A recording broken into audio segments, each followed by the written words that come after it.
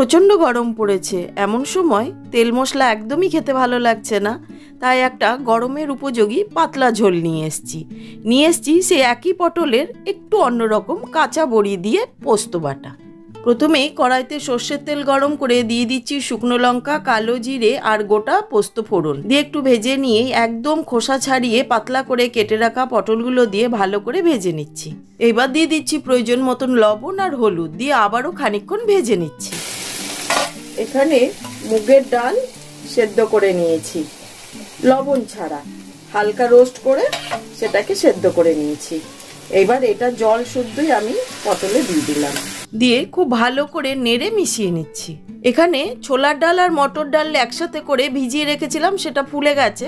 এবার ভালো করে ধুয়ে নিয়ে একটা মিক্সার গ্রাইন্ডারের মধ্যে নিয়ে তাতে কাঁচা লঙ্কা, লবণ আর সামান্য পরিমাণে চিনি দিয়ে পেস্ট করে নিলাম।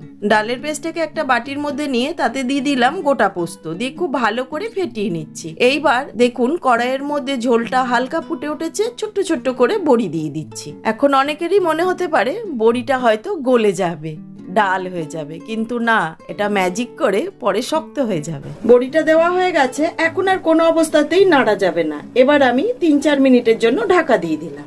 কিছুক্ষণ হয়ে গেছে, এবার ঢাকাটা খুলে নিচ্ছি। দেখেই বোঝা যাচ্ছে বড়াগুলো শক্ত হয়ে গেছে, আর কিন্তু ভেঙে যাওয়ার কোনো ভয় নেই।